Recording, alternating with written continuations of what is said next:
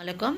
सामीन, आज अपन बुखल के बारे में कुछ आयतें सुनाऊंगी और अल्लाह से दुआ गो हूँ कि अल्लाह ताला हमको इस बुखल की बीमारी से महफूज रखे, आमीन या रब्बिल आलमीन। हशर की आयतें हैं, आयत नंबर 7 से 9 तक का तर्जुमा यूँ है। उन गरीब महाजिन के लिए है जो अपने घरों और जायदादों से निकाल बाहर किए गए। ये लोग अल्लाह का फजल, उसकी खुशनुदी चाहते हैं। अल्लाह और उसके रसूल की हिमायत पर कमर बस्ता रहते हैं। यही राजबाज लोग हैं। और वो इन लोगों के लिए भी है जो इन महाजिन की आमद से पहले ईमान लाकर दारुल हिज्रत में मुक़ाम थे।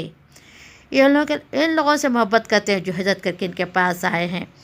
जो कुछ भी इनको दे दिया जाए उसकी कोई हाजत तक अपने दिलों में महसूस नहीं करते। ये अपने ज़ात पर दूसरों को तरजीह देते हैं, खा अपनी जगह खुद मोहताज हो। हकीकत है कि जो लोग अपने दिल की तंगी से बचा लिए गए वही फलाह पाने वाले हैं, उन लोगों के लिए जो अगलों के बाद आए हैं। सामीन, इससे मुराद वो लोग हैं जो इस वक्त मक्के मुअज़्ज़मा और अरब के दूसरे इलाक़ों से सिर्फ इस बिना पर निकाल दिए गए थे कि उन्होंने इस्लाम कबूल कर लिया था। बनी नसीर का इलाक़ा फ़तह होने के से पहले तक इन महाजरीन के लिए ज़िंदगी का गुजर बसर के कोई मुस्तक़िल ज़रिया न था। अब हुक्म दे दिया गया कि जो माल इस वक्त हाथ आया है वह आइंदा जो अम्बाल भी फ़ी के तौर पर हाथ आएँ उनमें आम मसाकिन, यतामा, मुसाफिरों के साथ साथ इन लोगों का हक़ भी है। उनसे ऐसे सब लोगों का सहारा दिया जाना चाहिए जो अल्लाह, उसके रसूल और उसके दीन की खातिर हिजरत पर मजबूर होकर दारुल इस्लाम में आए। इस हुक्म की बिना पर रसूलुल्लाह सल्लल्लाहु अलैहि वसल्लम ने बनी नसीर की जायदाद का एक हिस्सा महाजिर में तकसीम कर दिया और वह नखलिस्तान जो इंसान ने अपने महाजिर भाइयों की मदद के लिए दे रखे थे उनको वापस कर दिए गए।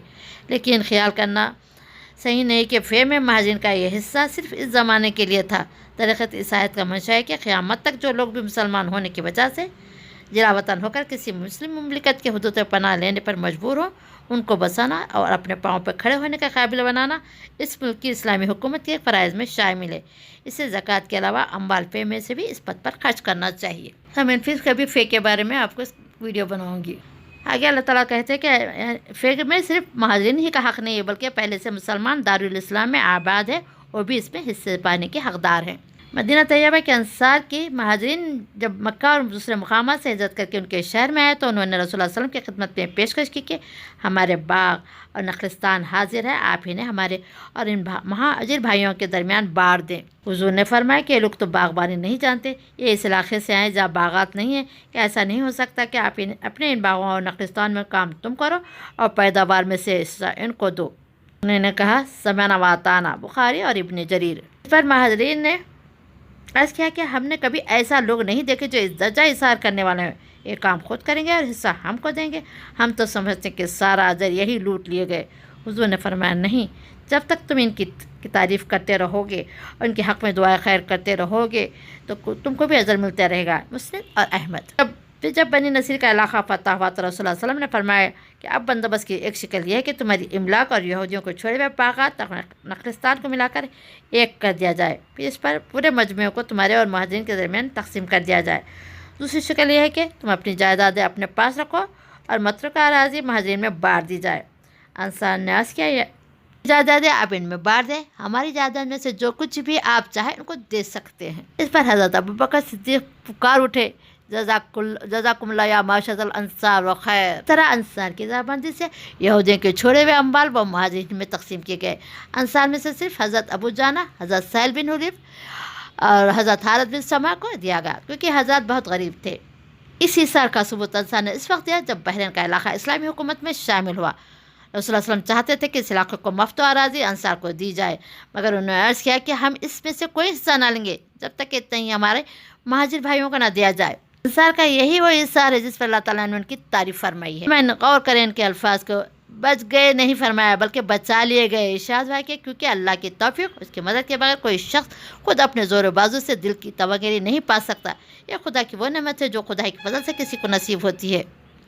सामीन, आए हम भी दुआ करें कि अल्लाह ताला हमारे को ऐसी तवंगरी अता। सुहा का लफ्ज़ अरबी ज़बान में कंजूस और बुखल के लिए इस्तेमाल होता है, मगर जब इस लफ्ज़ को नफ्स की तरफ मंसूब करके शुहा नफ्स कहा जाता है, तंग नज़री, तंग दिली, कम हौसलगी और दिल के छोटेपन का हम माने हुआ था, जब बुखल से वसी तर चीज़ है, बल्कि ख़ुद बुखल की भी असल जड़ वही है।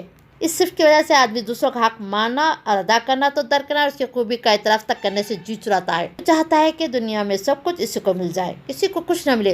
दूसरों को खुद देना तो कुछ, कोई दूसरा भी अगर किसी को कुछ दे तो इसका दिल दुखता है।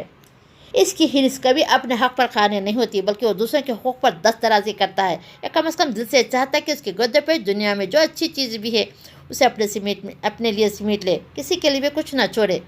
اس بنا پر قرآن میں برائی سے بچ جانے کو فلاح کی ضمانت قرار دیا ہے۔ رسول اللہ صلی اللہ علیہ وسلم نے ان کو بدترین انسانی اوصاف میں شمار کیا جو فساد کی جڑ ہے۔ عبداللہ بن عمر کی روایت میں الفاظ شبہ سے بچا، کیونکہ شبہ وہی ہے تم سے پہلے لوگوں کو ہلاک کیا، اسی نے ایک کو دوسرے کے خون کے بہانے اور دوسروں کے حرمتوں کو اپنے لیے حلال کر لینے کے پر اکسایا ہے۔ اس نے ان پر ظلم پر آمادہ کیا، انہوں نے ظلم کیا، فجور کا حکم دیا، انہوں نے فجور کیا، رحمی کرنے کے لیے کہا، انہوں نے خطا رحمی کی۔ حضرت ابو ہریرہ کی روایت ہے کہ حضور صلی اللہ علیہ وسلم نے فرمایا ایمان اور شبہ نفس کسی کے دل میں جمع نہیں ہو سکتے۔ ابن ابی شیبہ، نسائی، بحقی فی شعب الایمان، حاکم ان روایتوں میں ہے۔ ابو سعید خدری کا بیان کہ حضور صلی اللہ علیہ وسلم نے ارشاد فرمایا 2 خصلتیں جو کسی مسلمان کے اندر جمع نہیں ہو سکتی، بخل اور بد خلقی۔ ابو داؤد، ترمذی، بخاری فی الادب۔ اسلام کی اس تعلیم کا صبر ہے کہ افراد سے قطع نظر مسلمان بحیثیت قوم دنیا میں آج بھی سب سے برکب، فیاض اور فراغ دل ہیں۔ جو قومیں ساری دنیا میں تنگ دلی اور بخیلی کے اعتبار سے اپنا نظر نہیں رکھتی، خود انہی میں سے نکلے ہوئے لاکھوں اور کروڑوں مسلمان اپنے ہم نسل غیر مسلموں کے سایہ بسایہ رہتے ہیں۔ دونوں کے درمیان دل کی فراغی و تنگی کے اعتبار سے جو صریح فرق پایا جاتا ہے، اس کی کوئی توجہ اس کے سوا نہیں کی جا سکتی کہ یہ اسلام کی اخلاقی تعلیم کا فیض ہے کہ جس نے مسلمان کے دل بڑے کر دیے ہیں۔ میں آخر میں اللہ تعالیٰ سے دعا گو ہوں، اللہ تعالیٰ شبہ، دل کی تنگی اور بخل ہم کو محفوظ رکھے، آمین یا رب العالمین۔